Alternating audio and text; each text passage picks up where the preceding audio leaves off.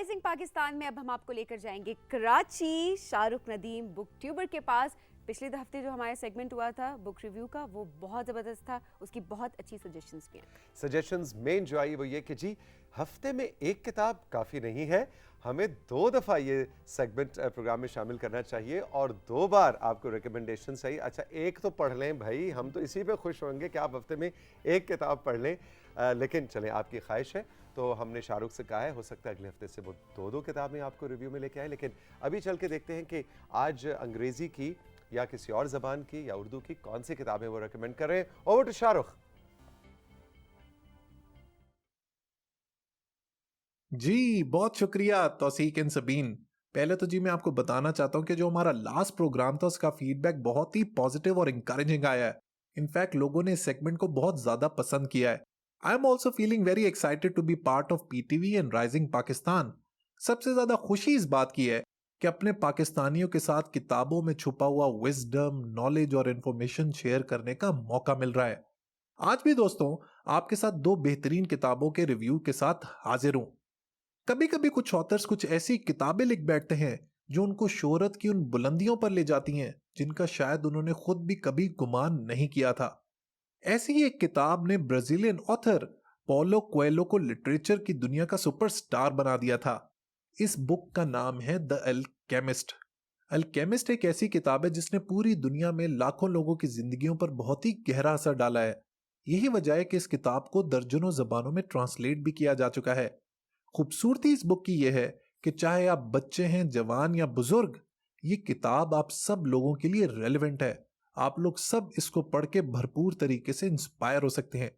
I don't want to give you any spoilers, लेकिन अगर इसकी कहानी पर नजर डालें तो ये कहानी एक लड़के की जिसका नाम है सेंटियागो। सेंटियागो साहब जो हैं उनको एक शहर से दूसरे शहर घूमने फिरने का बड़ा शौक होता है। लिहाजा वो अपने फादर को, अपने वालिद साहब को रिक्वेस्ट करते हैं कि मुझे बकरियां ले दें, मैं उनको चिराता हुआ अपना शौक भी पूरा कर लूंगा। एक दिन वो एक चर्च के बाहर सोया हुआ होता है और उसको ख्वाब आता है कि एहराम मिस्र, जिसको अंग्रेजी में पिरामिड्स कहते हैं, वहां पर एक खजाना दफन है। सेंटियागो उस खजाने की खोज में निकल पड़ता है। इस सफर के दौरान जिन जिन मुश्किलात का वो सामना करता है, यही इस नॉवल की हाइलाइट्स हैं। और इस किताब की जो एंडिंग है वो तो रीडर्स के होश ही उड़ा देती है। That I won't reveal.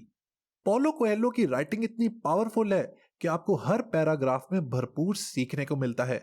यही वजह है कि जो लोग भी द अल्केमिस्ट को पढ़ते हैं वो बहुत ही मोटिवेटेड फील करते हैं। इसकी कुछ लाइनें बहुत मशहूर हो चुकी हैं ग्लोबली, जैसे कि वो इस किताब में लिखता है, When you want something from all your heart, the whole universe conspires in helping you to achieve it. इसका मतलब यह है कि जब भी आप किसी चीज को पूरी शिद्दत से, पूरे दिल से चाहते हैं, तो पूरी कायनात आपको उस चीज से मिलाने की साजिश में लग जाती है। क्या ही खूबसूरत बात है। एक और स्टेटमेंट जो इस किताब में मेरी फेवरेट है, it goes like this, there is only one thing which makes a dream impossible to achieve, and that is fear of failure. यानी कि नाकामी के डर से हम अपने ख्वाबों के पीछे भागने से रुक जाते हैं। शायद जब आप भी अल्केमिस्ट पढ़ें तो आपको भी आपकी जिंदगी का खजाना मिल जाए। अजीज जानेमन, जिस तरह द अल्केमिस्ट एक लेजेंडरी किताब है, इसी तरह उर्दू लिटरेचर में एक और बेहतरीन किताब है जिसका नाम है राजा गिद्ध। मेरे हिसाब से अगर उर्दू अदब की टॉप 10 किताबों की लिस्ट बनाई जाए तो राजा गिद्ध उस लिस्ट का हिस्सा जरूर होगी। बानो कुत्सिया मैडम का शाहकार है राजा गिद्ध। इस किताब की कहानी स्टार्ट होती है गवर्नमेंट कॉलेज लाहौर से, जहां पर कुछ स्टूडेंट्स मौजूद हैं और उनके प्रोफेसर हैं। क्लास में एक अनयूजुअल और अजीबो गरीब सवाल जेरे बहस है। सवाल यह है, इंसान की दीवानगी की असल वजह क्या है?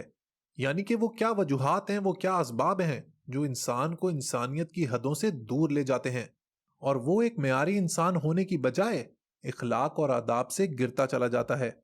राजा गिद्ध की पूरी कहानी इसी सवाल के इर्द गिर्द घूमती है। बिलाखिर उस क्लास के स्टूडेंट्स को जवाब ये मिलता है कि जब इंसान हलाल और हराम की तमीज भूल जाता है तो वो पसपा होना शुरू हो जाता है। ये जो हलाल और हराम का फलसफा है, ये हमारी जिंदगी के हर पहलू में मौजूद है। हमारी बातचीत में, हमारे पहनने ओढ़ने में, हमारे काम में, हमारे वक्त में और हमारी सोच में।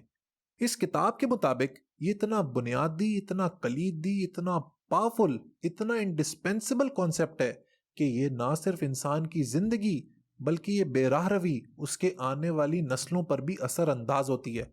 जबकि इसके बरक्स, अगर यही जुनून इंसान हलाल कामों में, पॉजिटिव चीजों में लगा दे, तो वो इखलाक की बुलंदियों को छू जाता है। राजा गिद्ध वाकई में एक ऐसी किताब है जो हमें हमारी जिंदगियों के बारे में सोचने पर मजबूर कर देती है। शाहरुख नदीम बुक ट्यूबर हमें ज्वाइन किया था इन्होंने कराची से ऑनलाइन। दोनों किताबें बहुत ही दिलचस्प हैं और मुझे पुरानी यादें मेरी भी ताज़ा हो गई।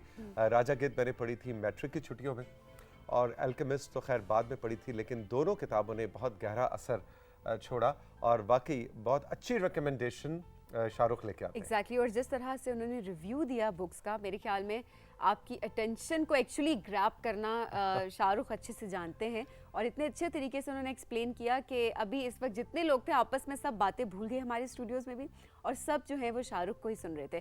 तो आई एम श्योर कि जो ऑडियंस भी हमें देख रही है जिनको बुक्स पढ़ने में इंटरेस्ट नहीं है बिल्कुल भी, वो इसके बाद इन बुक्स को ज़रूर पढ़ना स्टार्ट करेंगे। जी बिल्कुल। राइजिंग पाकिस्तान में वक्त है एक छोटे से ब्रेक का। ब्रेक के बाद जब वापस आएंगे तो आपकी मुलाकात करवाएंगे हम मोहम्मद अशफाक से, जो कि बहुत ज़बरदस्त कैलीग्राफी करते हैं, स्कल्पचर्स बनाते हैं, इज़ अ स्कल्पचर, पेंट करते हैं, हरिपुर से तशरीफ़ लाए हैं। इनसे गपशप होगी, रहिए हमारे साथ।